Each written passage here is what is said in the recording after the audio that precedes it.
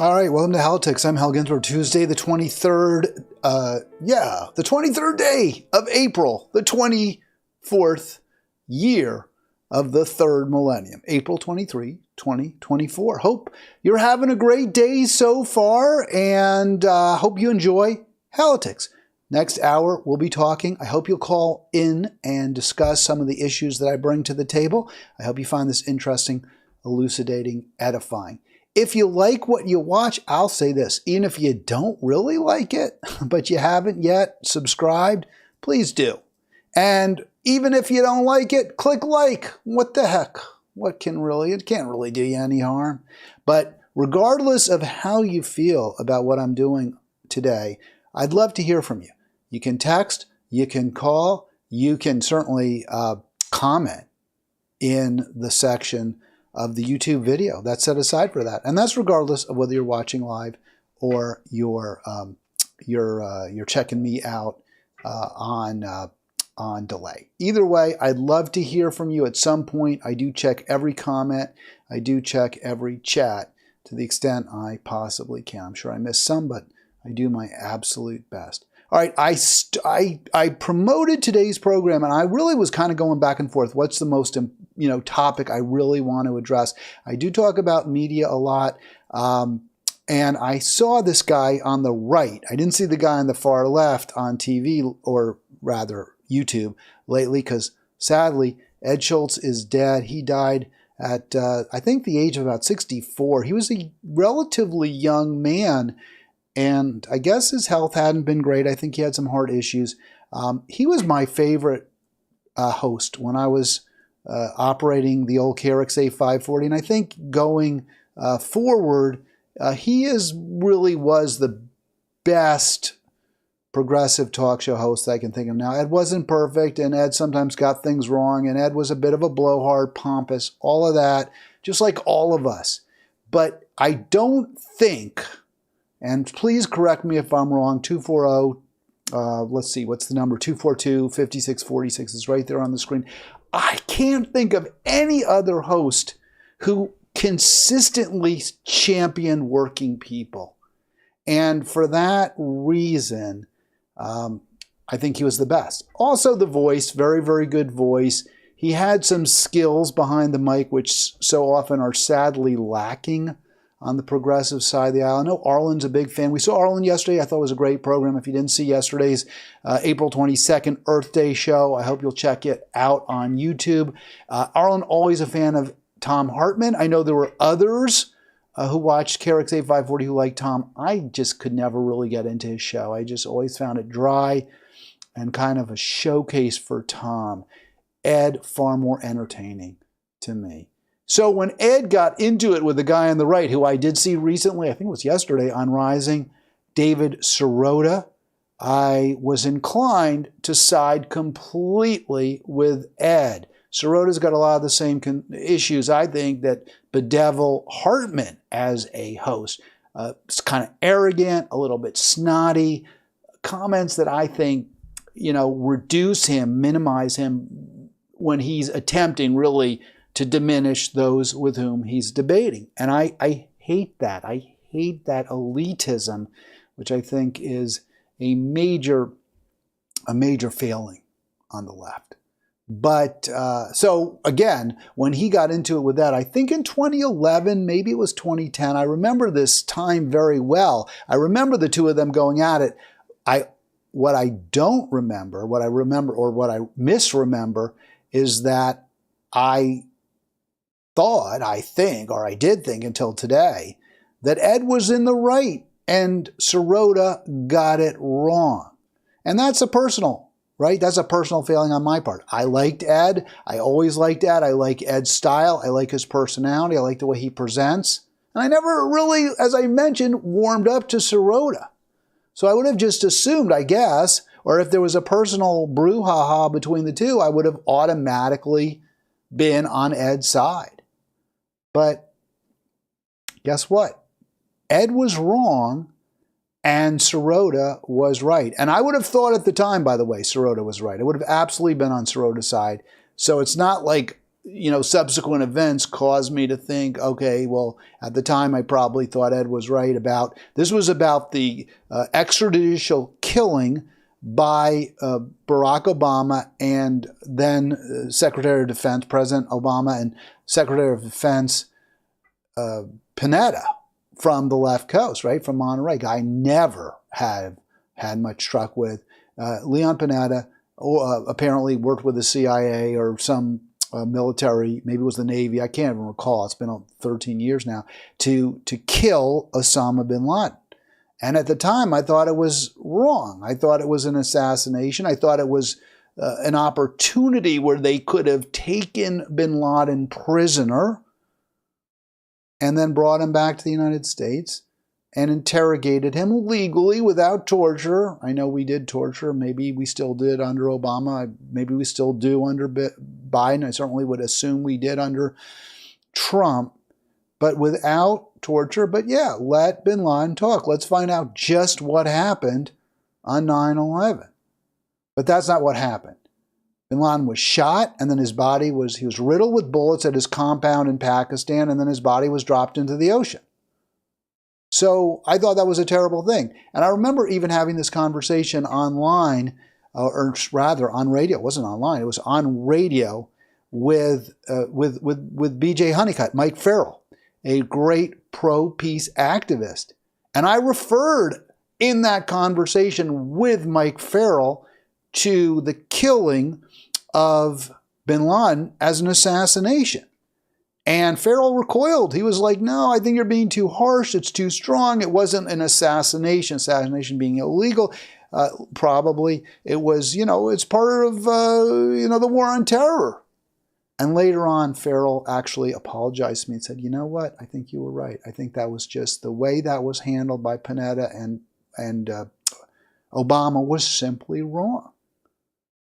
Well, one of the people who was speaking truth to power at that time, maybe I didn't realize it, was David Sirota. The reason I tell you this history is because then and now, I think Sirota got it exactly right. He took the same position I took. Unlike people like, Stephanie Miller, who was always an Obama apologist from the get-go, and then became a Hillary apologist and now is a Biden apologist. So Sirota was at that point, he was a guy who was speaking truth to power, who was taking on the Democratic establishment. And he took it on not just against Barack Obama, but against one of my faves, Ed Schultz. Let's listen to the debate question of here. Whether people who describe themselves as liberals should be screaming at other people not to ask questions of their government. It was based on this comment that Ed Schultz, who follows this show, had said on his show, and then Keith Olbermann ripped him apart for it. Here was what Ed Schultz said. The fact of the matter is the intellectual liberal hand-wringing needs to stop in this country. And now joining us, apparently, I guess he may be a listener to our show, or maybe listeners to our show had called his show, is Ed Schultz. And Ed, thanks for joining us. I didn't know you were going to be on the show, but I appreciate you calling in. Do you want to explain yourself on that? All right, so let me stop it right here. What was going on is Sirota has criticized, had asked questions. Well, what exactly happened in that compound? Why were those Navy SEALs firing at, going in with their guns blazing? Did they have to? Were the circumstances? Is there any video? Why did they just kill Bin Laden? This is a guy, high information target, somebody that there's a lot of information that we could get out of him. And we want it. It would be very, very valuable to know just how Bin Laden planned the raid, the attack on the Twin Towers. It would be very valuable to know who helped him, who were the governments, if any, that provided backing. That would have been critical information. And yet we didn't get any of it because those SEALs went in guns blazing. And Sirota is asking that question. And Schultz didn't like it. So Schultz calls Sirota. I want to explain myself that I don't listen to your program. And All right, so Schultz immediately confrontational. I don't listen to your program. So again, I love Ed. I love his voice. He doesn't acquit himself well here, I'm sorry to say. And Sirota does okay. I'm getting phone calls from people in Colorado saying you're ripping me. So I thought I'd call in and ask, what's your issue? Well, I just played you my issue. You used the public airwaves to tell people, great journalists in my estimation, like Michael Moore, that they shouldn't be asking questions of our government. You said that's intellectual liberal hand-wringing. And I think we need more questions being asked. And I agree with Keith Olbermann, who said that we need more questions being asked. And I think that somebody who's carrying the banner of liberalism. Isn't that a shock that Keith Olbermann was actually on the correct side of this issue too? I mean, this is a guy who's always ripping the left, meaning Olbermann, who's been at least, I guess, and he's always carrying water for the Democratic establishment by targeting Trump solely, right? This is before Trump derangement syndrome. Maybe Trump derangement syndrome is a real thing, because I always have been of the opinion that it's used, right? Trump is kind of a straw, right? You attack Trump because you don't want to criticize the Democratic establishment. You're using Trump as kind of a stand-in for everything that's wrong with our country, so you can it's a way to protect the Democratic establishment. And Sirota continues to do that, I think, or is doing that now. But this is pre-Trump. This is before Trump came on the scene politically, and also provided fodder for Olbermann's constant attacks on Trump, which are again used to avoid taking on the Democratic establishment and to make the case we don't have time, we don't have the luxury, we can't criticize Democrats, we can't be engaging in a circular firing squad. And I always thought people who said that were just, they were always shills. They were always Democratic establishment characters. They were always tied into the DNC. But you can hear from this conversation clearly that wasn't the case with Sirota or apparently Olbermann. They were taking on the Democratic leadership. They were taking on the president. They were saying you were wrong, or at least we want to know a lot more about why you killed Bin Laden. And they were absolutely right to do it. So, good job, Sirota. And Ed, sorry, but you were just completely off base there. But this, and I went back, I wanted to see that history, because Sirota has of late, at least I've always been somewhat skeptical of the guy. I've never really thought much of him, to be perfectly frank. And I was wrong. He did the right thing. He said the right thing. He was on the right side of that issue. And it was a pretty ballsy thing for him to do. It took guts. The whole world was against Osama Bin Laden. He was the 9/11 mastermind. We're all glad, or at least that was the corporate media line. Oh, everyone's just glad he's dead. Why would anyone ever side with him? Well, because we want information, because we want to know what happened, because we want to understand what was the mindset of the suicide bombers back on 9/11. We want to know all of that. And also because hopefully, presumably, we're just a little bit better than those who were behind 9/11. We don't just kill our enemies. If we can capture them, we capture them. But that wasn't what Obama did. That wasn't what Panetta did. And Sirota got that right. And it wasn't just getting it right. He was on the right side of an important issue. So, that makes what I've seen, the change, the metamorphosis, all the more disappointing.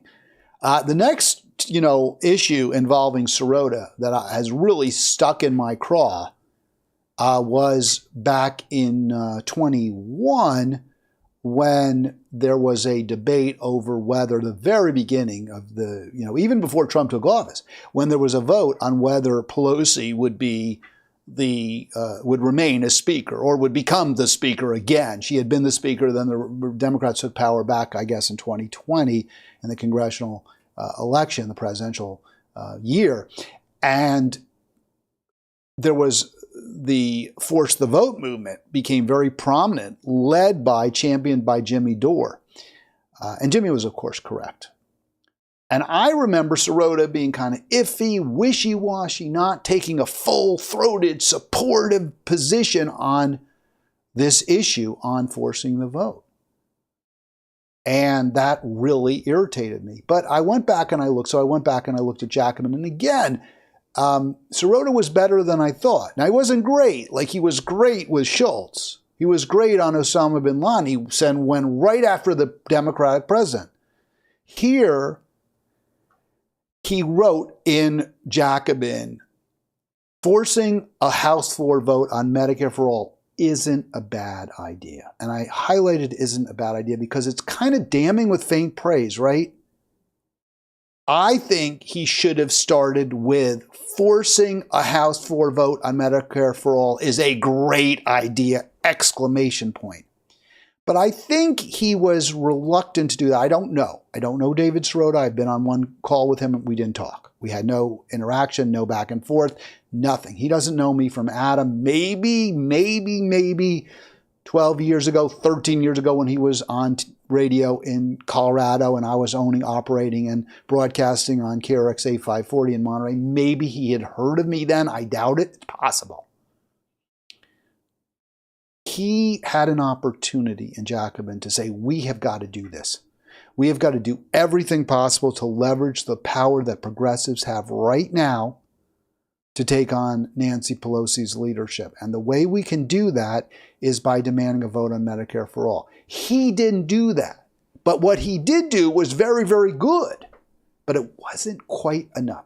He gave a lot of other examples of issues that the progressives could try to force a vote on in return for supporting Pelosi to be Speaker of the House. And also with the explicit threat that we will not vote for you to be Speaker of the House. You will not become Speaker of the House until and unless you do what we ask.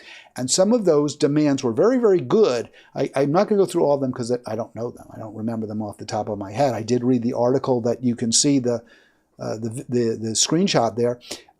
And the first one was demand that Richie Neal be replaced as the chair of the House Ways and Means Committee. As chair, Richie Neal consistently blocked any discussion of Medicare for all. He refused to have any vote on Medicare for all. He would table any legislation, any bill that included Medicare for all.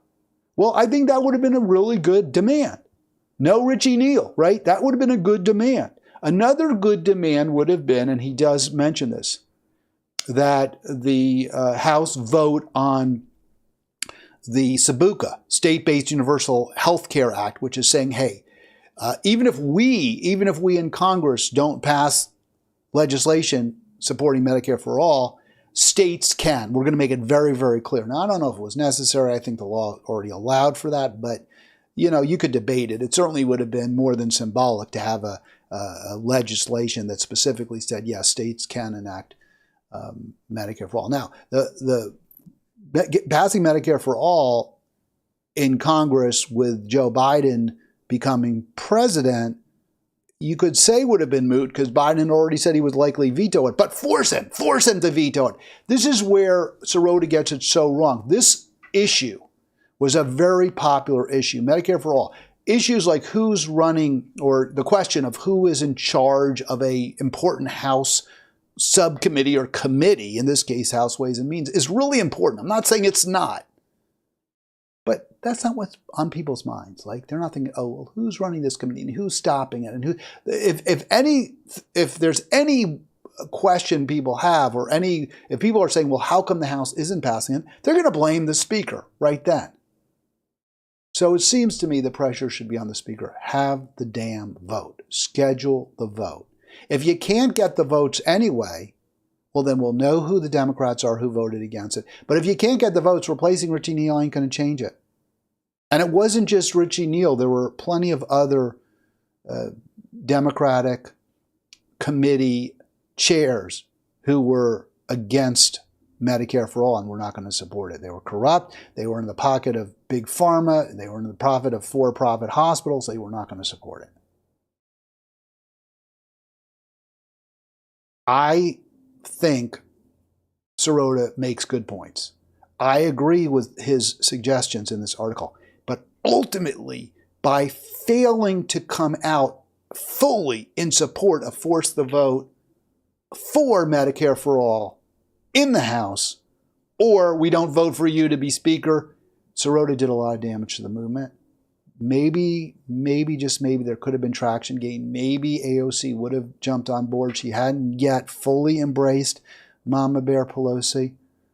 So I have problems with what Sirota did. But as much as I have a problem with it, in the end, he took a reasonable, defensible position, which was, yeah, let's force the vote, or let's force some votes, or at least leverage our power, whether it's forcing a vote for state-based universal health care act, whether it's demanding that Pelosi replace Richie Neal. He was saying progressives should use their power and leverage their support for her in return for something really good. So that was a positive.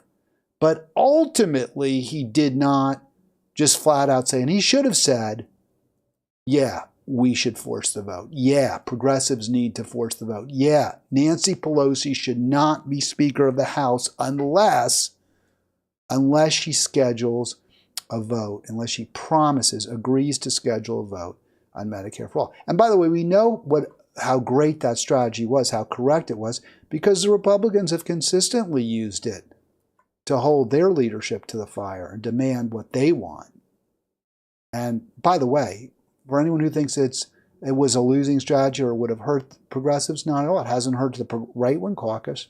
It hasn't hurt the Freedom Caucus, whatever they want to call themselves, MAGAs. It hasn't hurt them at all. They haven't gotten what they wanted, unfortunately, when it comes to stopping Ukraine funding. But they've definitely been able to wield a lot more power and show themselves as influential compared to the progressive wing of the Democratic Party, which is feckless. Useless, really. All right, here is, and I put 103, that was my little cue to myself. That's where I want to start this video. So here's Sirota. This was a couple of days ago, I believe, on Rising. Let's get that video. I'm going to play that video for you now because I thought this was really important. And I feel like, I was like, when I watched it, I was thinking, you really seem like an idiot to me, Sirota. It's not just that you're shilling, because I said, are Sirota and AOC Democratic shills now? But I felt like, wait a sec, you're not even a shill. You're just an idiot when I listened to the arguments. So you decide, you decide, right? You tell me, is he shilling for them? Is he just stupid? What's happened to him? What happened to the guy who questioned Barack Obama?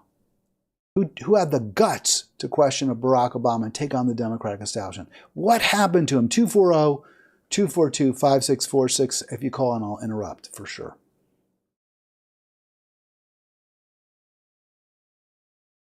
Party has shifted to one that is explicitly hostile to primary contests. All right, so he's saying it's the DNC. The DNC is now the question. Why aren't they holding? Let's start it again. The question from Brianna Joy Gray is, why did the DNC stifle any debates? Why have they done everything possible to keep Joe Biden in 2024 from facing a primary challenge? And his answer is, and I'll just go back and start from right here. Let's get it. You'll hear a little overlap, but let's get the whole thing in. What's going on here? Well, look, I think overall the culture of the Democratic Party has shifted to one that is explicitly hostile to primary contests. So it's the culture. They don't like primary contests. It's not a question of whether we particularly like an unpopular, the DLC or the DNC. It's not a question whether the DNC likes a relatively an unpopular president who's taken positions that, have been harmful. It's not like that, and who's really old. And maybe there might be a stronger challenger on the horizon who to take on Trump than Biden would be. No. It's not the DNC is making some calculus that we like this neoliberal warmonger. That's not the calculus at all. They just have their culture's changed. Their culture's changed, according to Sirota. They're now hostile to primary challenges. General, across the board. I mean, this is a party that... Across the board. It doesn't matter who is president. So he's saying if Bernie were president and Bernie had taken explicitly progressive positions across the board, it pushed for Medicare for all, stopped in Congress. If Bernie had said, we're not going to help Ukraine, the money we're sending to Ukraine really should be spent at home. We're going to use all of our diplomatic might to stop the war through the UN. If Bernie had said, we're not going to support Israel's genocidal activities, and Bernie's ratings, ranking, whatever, poll ratings were middling like Biden's are now, Sirota's saying, oh yeah, the DLC would be, or DNC, I keep confusing the two, they're basically the same, right? The Democratic Leadership Councils of neo-lib, elitist, Democratic establishment group, and so is the DNC. But the DNC is official, the DLC isn't. So what Sirota's saying is, hey, the DNC just sort of has a philosophical objection to primaries now. And it wouldn't matter if we had a left-wing president, sort of left-wing as it gets in America, or what we have now, corporatist. And when you think about it, that's obviously completely absurd. It's ridiculous. If Bernie were a relatively unpopular president right now, the DNC would be screaming for primaries. They would be calling for lots and lots of challengers. The reason the DNC doesn't want any challenges to Joe Biden is because they like Joe Biden. Joe Biden's policies are the same as the DNC's policies. Joe Biden's policies are the same as the Democratic funders' policies. That's the reason, Sirota. And as soon as I heard you say it was a culture thing, I was like, you're out of your friggin' mind. But let's hear his examples. Had vigorous primary contests. Right, so there was 2008. There was a vigorous primary challenge, right? Let's continue. It's so transparently stupid, his answers. I don't even know if I have to point it out. But obviously in 2008, there was no Democratic incumbent who was running for re-election. It was to challenge whoever, was going to come in after George W. Bush on the Republican side. There was no incumbent. It's a completely different situation. As far as I look at it, until 2008. I mean, people tend to forget that the 2008 presidential contest, it was supposed to be kind of a coronation for Hillary Clinton, and Barack Obama ran a tough primary against her. And the DNC didn't like it. The DNC wanted it to be Hillary. I remember in 2008 talking to Democratic leaders in California, and they were really pissed off that Obama was running against Hillary. There was a real, groundswell amongst, the people at the top. No, don't run, Obama. You're messing up our kimchi here. So you're just flat out wrong. It's also interesting that Sirota chooses 2008 as his cutoff date. Because remember, in 2012, there was a draft Bernie movement to run against Obama. Because Obama had disappointed in a lot of areas, but especially at the beginning of 2011, 2012, he was floating an idea to cut Social Security benefits. And that really upset a lot of people. Obamacare was not at all what we were hoping or expecting. He had continued the Bush bailouts of the big banks, not of homeowners. So there were a lot of reasons for progressives to be very upset with Obama. And yet, the Democratic leadership completely stifled any challenges to him. So the culture then was no primaries too. 2008 was an open year because the White House, because the presidency was going to be vacated after 2 years, 2 terms of W. There's no comparison between 2008 and 2024, except, Actually, the Democratic leadership in 2008 didn't want a primary challenge. They wanted a Hillary coronation. She ran a tough primary against him, and this was considered all part of normal politics. This is no longer. Well, of course, it had to be because he wasn't. Neither one was president. Considered really a normal part of Democratic Party politics. That primary challenges up and down the ballot are not seen as something that strengthen potential general election nominees, but they are instead looked at as things that weaken candidates that should be avoided because it's a display of a back and forth fight. Well, the DNC doesn't want neo-lib warmongers to be facing a tough challenge. They might lose. I mean, Biden might have lost. I don't know who could have challenged him, to be perfectly honest with you. There's really no true progressives out there. But I get maybe if RFK Jr., maybe Dr. West, doubt it. Maybe if RFK Jr. had stayed on the left, which he most certainly didn't. Maybe if Dr. West had run as a Democrat and really been aggressive, maybe, but I doubt it. There was really no candidate who was in a position to challenge Joe Biden who had, any credibility. I mean, I actually think the DNC's position is totally understandable.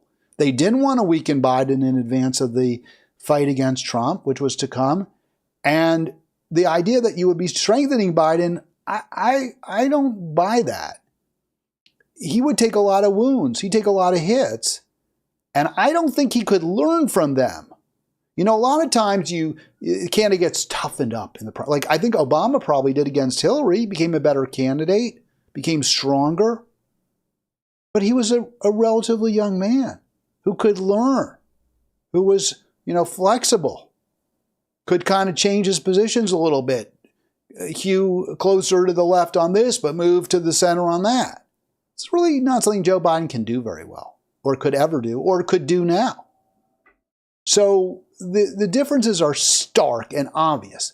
And for Sirota to claim that the reason the DNC opposed a primary this year for president is because of some culture change is just absurd. The DNC is the Democratic corporate establishment wing. Joe Biden is a Democratic corporate establishment president. That's why they didn't want a primary. It's that simple. Over ideas, which supposedly weakens the party. I tend to see it the other way. I guess that makes me kind of old school, that I think that primaries are the thing that battle test your candidates before they become the general election nominee. But that culture has been kind of wrung out of the Democratic Party. And the problem is, when it comes to the presidential election, you now ended up with you've ended up with a nominee who didn't go through a tough primary. Joe. Well, he did in 2020, right? I mean, did he forget all his lessons of 2020? I mean, the issue shouldn't even be, Sirota's wrong on every count. You have a primary not to strengthen or battle test a candidate. You have a primary so that the American people can make a decision, so we get to decide who we want to be running for president. So we have a say in who we are ultimately going to decide between in November. We have no say, certainly not on the Democratic side. We sort of did with Marion Williams, but the Democratic Party did everything possible to keep us from having any meaningful decision over who the Democratic nominee would be. And that was done not and the reason for having the primary is not to battle test Biden, but so we could say, hey, we don't like Joe Biden. We don't want him to be the president anymore, not to put ourselves in a position where we have to choose between two really bad choices. But again, Sirota doesn't see that at all. He doesn't talk about the anti-democratic with a small d nature. He's basically just coming up with a BS excuse. He's saying, well, yeah, I think they got it wrong, but I understand why. They have a different culture idea. Biden, who didn't really have to articulate. It's not that they're corrupt. It's not that the Democratic leadership is corrupt or that they're in the pocket of Joe Biden. They're controlled. The media, CNN, MSNBC are perfectly happy with Biden's policies, even if the American public aren't. That's not Sirota's argument. He's really, really covering for the Democratic Party. And I think it's shameful. I think it's disgraceful. He's ignoring the complete corruption of the party by corporate elites who like Joe Biden. And that's why you don't get a say in who the Democratic nominee will be this year. Much of a sharp political message for the last few years here, who is now the nominee, who is very unpopular and who is having to play a lot of catch up on some of the issues that he could have been sharpening himself on when it comes to politics and the election. Could have been sharpening that message, but that didn't happen because there was no primary. There was no real primary. All right, I'll stop it there. I mean, there's really no need to continue. Brianna Joy Gray makes a really good point, though, when because he lists later on in that conversation, Sirota lists other years when there were Democratic primaries that were very hotly contested. 68, Eugene McCarthy, before LBJ withdrew, Eugene McCarthy threw his hat in the ring and was going to challenge the incumbent LBJ. There was the 1980 Democratic primary where Ted Kennedy contested President Jimmy Carter's right to run for a second term. There were some other examples as well. And all of the examples had one thing in common. The vigorous primary challenge to the incumbent led to the incumbent losing, the incumbent party losing. It wasn't LBJ who lost in 68 after McCarthy challenged him, but it was the Democratic Party nominee who lost, and Nixon became president. Jimmy Carter lost in 1980 after Ted Kennedy challenged him. And in fact, in 1976, if you want to go the other side of it, Gerald Ford lost after Reagan challenged him in the Republican primary that year. So, I mean, from the standpoint of just winning an election, Sirota's completely wrong and the DNC was right. We don't want an aggressive challenge to Joe Biden. It's likely to hurt Joe Biden. You look at the presidents who got reelected. They didn't face any challenges. Ronald Reagan, no challenge, right? And he wasn't necessarily that popular in 1984. Going into that campaign, there were questions about Reagan. He didn't win by a landslide, but at the time the campaign began, I believe the economy wasn't very strong, and Mondale was viewed as having a puncher's chance. When you look at Bill Clinton, he was not challenged in 96 for the Democratic nomination. He won re-election. Barack Obama was not challenged in 2012, although Bernie had floated the idea of running against him. He won re-election. George W. Bush was not challenged in 2004. He won re-election. You can make the argument, well, they all weren't challenged because they were popular. Not always. No, that wasn't true, again, for Reagan. A big issue is whether the president is challenged by his own party. That does reduce, it seems very, very clear, the likelihood that the president will get reelected. Now, I don't like Joe Biden. I wouldn't care if he doesn't get reelected, fine. I want an opportunity to choose somebody else. But the DNC has a different view. And their view is that primary challenges to incumbents weakens the incumbent. I don't think you can argue that. It seems clear. Sirota just doesn't know what he's talking about. And the reason he's coming up with this BS excuse is because he doesn't want to take on the Democratic establishment. Now, why is that? He took it on in 2010 or 2011 when Bin Laden was assassinated. He kind of took them on in 2020 with Force the Vote, where he sort of supported it. So why doesn't he now? Maybe he's changed. Maybe he's more corrupt. I think, honestly, and this is my excuse for Sirota, And it could be the same excuse I'm going to give to AOC, but maybe I'm being too nice to her. Is I think they really have kind of they're suffering also from a certain kind of Trump derangement syndrome. Now, Trump derangement syndrome doesn't mean Trump isn't really bad. Trump's really bad. Trump sucks. Trump was a really bad president. Trump is anti-democratic. Trump tried to reverse a democratic election. That's really awful. But when I say it's derangement syndrome, it's when the only thing you think is wrong with our country is Donald Trump.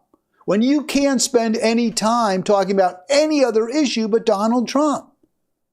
That's Trump derangement syndrome. You're deranged to the point where you're like, oh, I guess it's okay for our genocide in Gaza. Let's not talk about it because maybe that'll help Trump. Right? I mean, that's the problem, is that we lose sight of all the terrible things happening that have nothing to do with Donald Trump. So maybe Sirota's got Trump derangement syndrome because he doesn't want to criticize the Democratic Party and say they're corrupt. They're all in for Joe Biden. Joe Biden's policies are bad for the American people, but they're good for the Democratic establishment, elites. He doesn't want to say that. Maybe because he's afraid he'll help elect Donald Trump if he does that. I don't know. I honestly can't tell you. But that's the excuse AOC gave, where she betrayed her previous, her persona as an outsider, as a gadfly, as somebody who's going to take on, as an independent. She's none of those things now. She just gave $260,000 to the House Democratic House CCC, House Congressional Reelection. I don't know what they call it. The House Democrats. I'm getting it all wrong. I think it was a DCCC, Democratic Congressional Campaign Committee. So yeah, she gave that to the DCCC. The total establishment. A lot of that money is going to go to reelect centrists and conservative Dems, pro-Israel Dems, pro-Ukraine war Dems. And she's raised questions. I mean, even if you're pro-Ukraine war, she's raised questions about that war, has AOC. She explains it. Now, I'm not a fan of hers, and I think a lot of this is just, it's ambition. It's, I want to get good with the people who, the power brokers. Nancy Pelosi started out, by the way, as pretty far to the left. She steadily moved to the center, ingratiated herself with corporate elites. So that's what the same exact trajectory that AOC is following. But she says we have to defeat the Republicans. We have to defeat Trump. We saw a terrorist attack, right? I mean, this is clearly Trump derangement syndrome. Nothing else matters. It doesn't matter if Joe Biden makes us the number one, produces more oil and gas than any other president, including Trump, who previously had produced more oil and gas than any other president. It doesn't matter to AOC. It doesn't matter if we're involved in endless war in Ukraine, if we're promoting endless war. It doesn't matter if we're supporting genocide. None of that matters. And the House, the Democratic House, just approved $95 billion in aid that's going to just lead to more death, more destruction, more carnage around the world. None of that matters to AOC. Only thing that matters is defeat Trump. And if we don't elect more Democrats, we don't keep... Well, actually, the House is Republican, right? But the Democrats went along with that $95 billion package, including the Democratic-controlled Senate. According to AOC, if we don't take back the House, what's the biggest fear? That Trump might get certified the winner, even though he isn't. That's Trump derangement syndrome. That's not recognizing all the damage, all the harm that the leadership in both parties is responsible for. So maybe that's it. Maybe that's my best excuse for her and for Sirota as well. All right, 15 more minutes or so of the live stream here. The college campuses are boiling over. There is, and you know, I think it's tremendous. I really, I don't have much hope for the future. Virtually none. And the responses by the adults in the room, the college campus presidents, the Democratic leaders has been incredibly upsetting, incredibly disappointing. Cracking down, sending in the police, arresting people. But, you know, there's a basic understanding that you just can't miss it. Israel is committing genocide. Israel is murdering Palestinians in the tens of thousands, and the numbers just keep growing and growing and growing. So the protests are spreading. Let's play just a little bit of this. I don't even know what TRT World is, and I'm being kind of general in my coverage here. I'm not going to be as specific as I might be, although I'll show one video from Colombia. But this is just sort of what's happening around our country. Just after nightfall, police move in around New York University to disperse dozens of pro-Palestinian demonstrators who failed to vacate a city plaza. Both students and faculty members were arrested. Earlier, so teachers the at New York NYU arrests, I don't totally blame on the administrators at that university because, as the narrator tells you, they were on city property, right? They were on city property. So, yeah, the New York City can just say you're on our property. But that's not what's going on at other schools. Here's Yale, where there are also arrests. And this is, as you can see, it's on the Yale campus. Columbia University demanded the release of students arrested after protests there. And those students were arrested only after Manu Shafiq, the president, who, by the way, is Egyptian, and I believe Muslim, although I can't state that with certitude. But assuming she is Muslim, and I'm pretty certain she is, and she is Egyptian, this just proves how absurd the whole argument is that we need to, we need diversity. We need to elect lots of people from different groups because they'll understand the plight of the victims of the global South. So Manu Shafiq, from a very wealthy Egyptian family, calls the police in to arrest pro-Palestine protesters. Obviously, she doesn't give a crap about the victims of the Israeli genocide. Diversity is all well and good. I'm not opposed to it. But let's not make bogus arguments in support of it that somehow if you're Egyptian or if you're Muslim, you're necessarily going to be on the side of Muslims. If you're black, you're necessarily going to take positions that are going to benefit African Americans. Yeah, tell that to Jim Clyburn's constituents. That all Barnard College and Columbia University suspensions and charges be dismissed immediately. Last, we demand that no disciplinary action be taken against any student protesters without due process. It comes hours after the university president decided to cancel in-person classes, hoping to de-escalate rising tensions after police cracked down on protests last week. But the heavy-handed approach is only inflaming emotions. The president's decision to send riot police to pick up peaceful protesters on our campus was unprecedented, unjustified, disproportionate, divisive, and dangerous. Demonstrations across U.S. colleges have been prevalent since the war on Gaza began.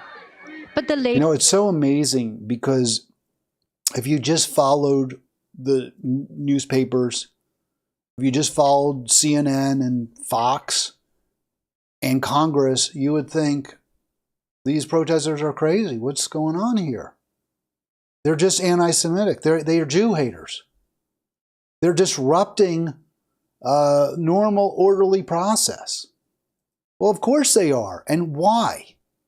You don't know it if you, in general, it's just, there's no connection made. Yes, the media is grudgingly covering the atrocities that Israel's committing, but there's no real linkage. There's no recognition that what's going on here is complete, utter moral outrage at our government's support and our institutions' support for this. All right, let me get that video up for you.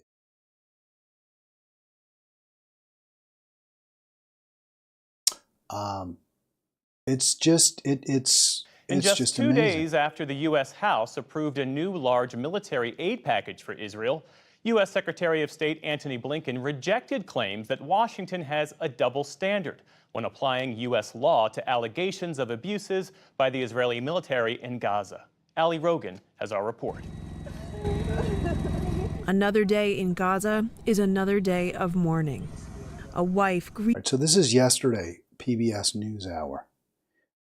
You got to understand the moral outrage that is so utterly justified by the student protesters. They are standing united against evil. And you can see that evil in this video. Even over her husband's remains, a daughter left fatherless. Osama's body was found in a mass grave in Khan Yunis, Gaza's second largest city. His family nearly inconsolable, but today they find some measure of that solace in his burial in a freshly dug grave. We found Osama's body, but we couldn't find the body of his brother Mohammed. You saw how the scene is. There are piles of bodies, and some victims can't be found. Like Osama's family, many Palestinians have returned to Khan Yunis to search for their dead after Israeli forces withdrew from the city. And for more than a week now, they've unearthed graves where their loved ones are believed to be buried. So far, more than 200 bodies have been found in the courtyard of Nasser Hospital. Right, 200 bodies. You can see all the video, all the pictures, all the imagery. It's all there in gruesome detail. And it's, again, compare this to Israel, always the claims, mass rapes, no evidence, no victims identified. Babies beheaded, no evidence, no pictures, no victims identified. Yes, Hamas murdered people on October 7. We're not, that it is what it is. It happened. But after that happened, Israel has come forward time and again, whining, bemoaning, wringing its hands about all the evil things that Hamas has done with zero evidence to support it. But we see day after day what the Israeli Defense Forces, what the Israeli government is doing to people that it's kept persecuted in a concentration camp along the sea. Hospital. And according to the Palestinian Civil Emergency Service, around 2,000 people are still missing under the rubble. It's not 2,000 people, so they've identified, 34,000 dead now? Looks like another 2,000 under rubble, mass graves. And it belies, the hypocrisy of the pro-Israel, pro-Zionist apologists calling the Palestinians, the Gazans, as somehow anti-Semitic or as somehow shades of Hitler, because I've seen that, shades of the Nazis. When the mass graves are dug by the Israeli military, which simply throws in willy-nilly, helter-skelter, the corpses of Palestinians, including Palestinian children, including Palestinian, Gazan patients. But the pain for Palestinians stretches across the entire Gaza Strip. In Rafah, Gaza's southernmost city, over the weekend, families mourned the death of loved ones after 2 Israeli strikes killed at least 22 people, mostly children. Soccer Abdel Aal's home was hit, killing his entire family. Did you see one man of all those killed? All of them inside the house, and here are women and children. But even in war, a miracle. This doctor at Rafah's Emirati It's hospital amazing they have rushed a to save video a of premature the baby girl whose baby mother was being 6 taken months from the pregnant mother. when she was killed in the strike. The dead Rafah mother. is home to some 1.4 million displaced Gazans who fled fighting elsewhere. Those are the victims, okay? These are the victims of Israel. The victims are not privileged kids at Ivy League universities who claim that they feel unsafe. The victims are not those who allege anti-Semitism but have zero images to support it, zero footage to support their claims, who whine because someone made them feel uncomfortable because they were waving a Palestinian flag. Those are not victims. The victims are the people being killed, brutalized, murdered, kept in camps, starved by Israel. Those are the victims. And anyone who speaks out against that is not an anti-Semite. They're a human being who has a measure of decency and humanity left in them. And yet our colleges, colleges, our universities, our media, they're astonishingly, amazingly against the protesters. They're taking away the right of a pro-Palestinian Muslim woman, valedictorian of her class at the University of Southern California. They're taking away her right to speak at her graduation.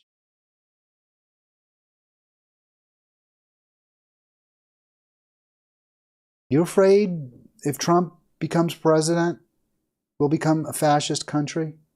Don't worry, we're already one.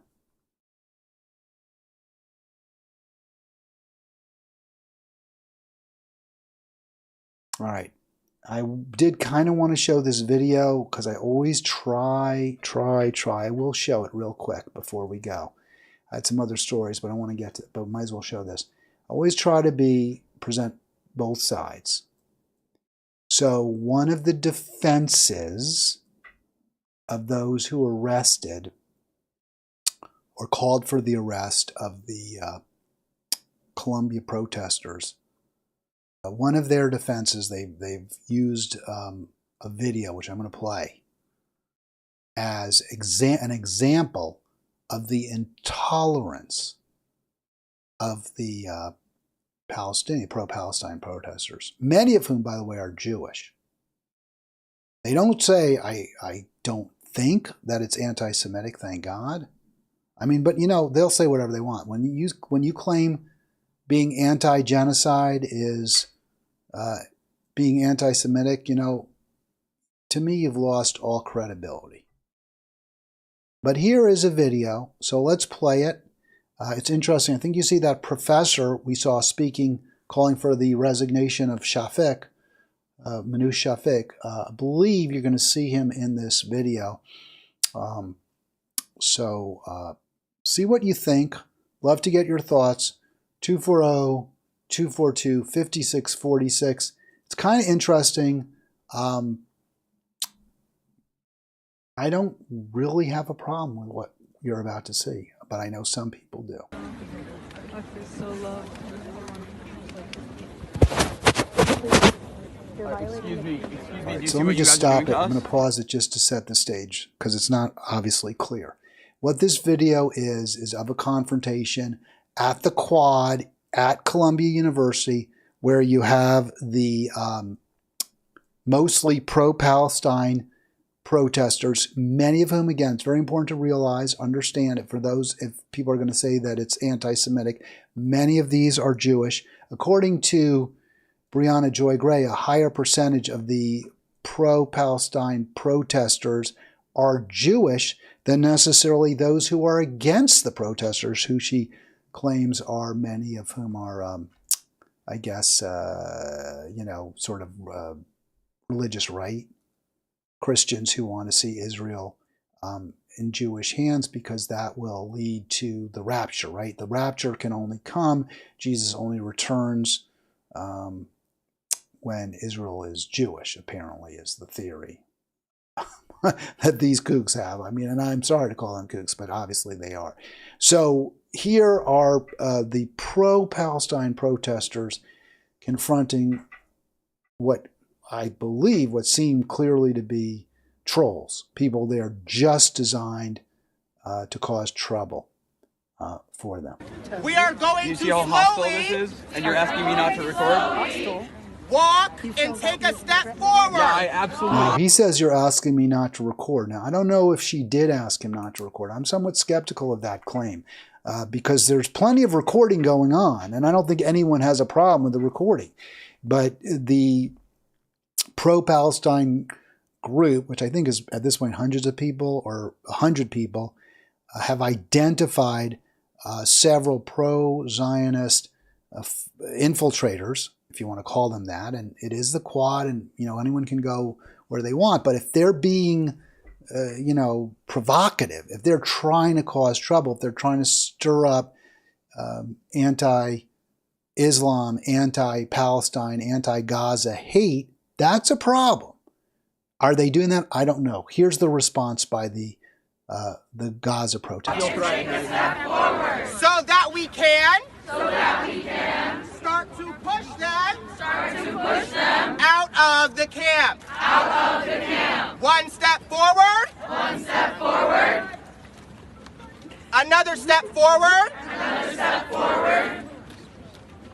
We ask that you please respect our privacy and our community guidelines, which you have so far disrespected, and leave our camp. One step forward.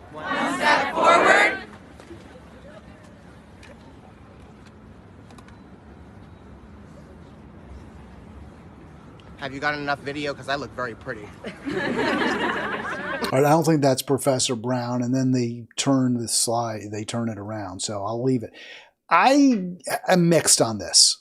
It's not violent. They don't hit anybody. There's no aggression shown, except, yes, a mass of people moving towards the pro-Zionist, the Zionist protesters, or the whatever they are, the infiltrators. It's intimidating. I don't love it. I get why some people would be complaining. On the other hand, again, you have to consider the context. This is all happening in the context of Israel killing, just murdering civilians. And at some point, we have a moral obligation to stand up against that kind of evil. And the pro-Israel protesters at that site are standing for evil. I understand that they have a right to speak, but what they're doing really is, I believe, the proverbial screaming fire in a crowded theater. They're inside of a group of people who are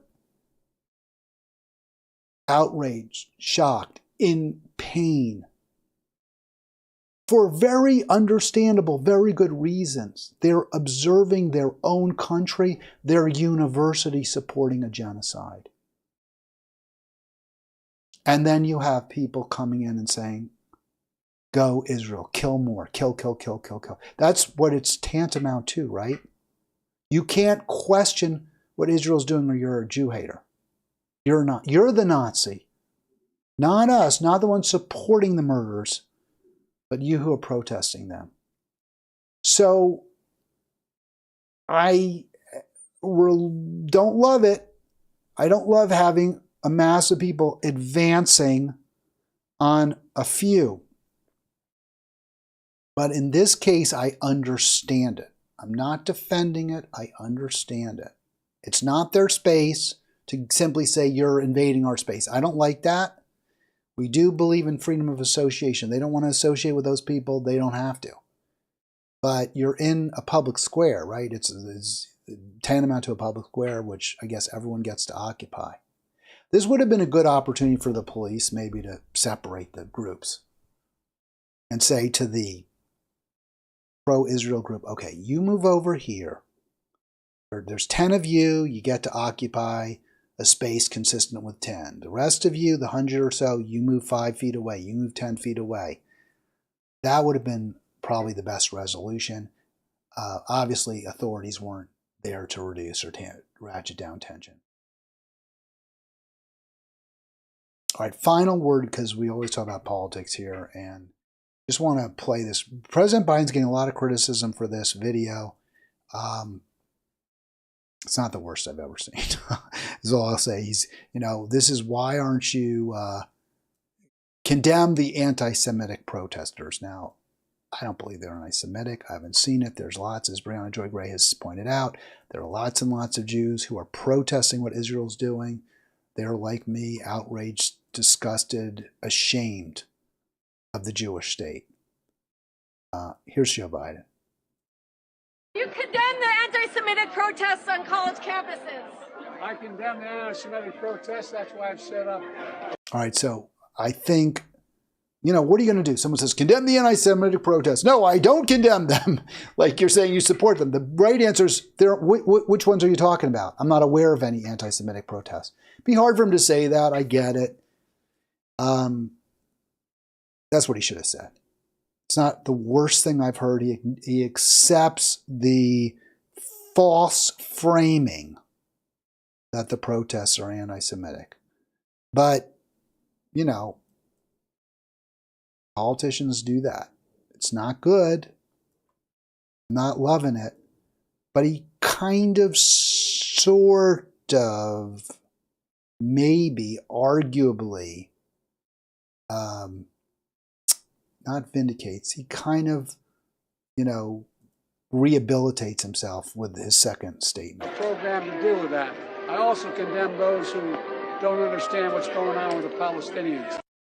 All right, so he says, I condemn those who don't understand what's going on with the Palestinians. And that wasn't really clear either, but I think in the context, he was trying to be even-handed. Say, yes, if you're anti-Semitic at a protest, that's wrong, but you don't get to just pretend that the Palestinians aren't being murdered by Israel, that they're not victims of a terrible, oppressive, persecutory state. I don't feel like this is the moment for even-handedness. I feel like this is the moment for condemning Israel, for supporting the victims, but maybe I expect a little more than our leaders are capable of. I get that. All right, folks, always great to talk to you. I'll be back tomorrow, Wednesday, right? Yeah, boy. Time flies when you're having fun. Have a great afternoon. Or morning if you're on the left coast and you're watching this live.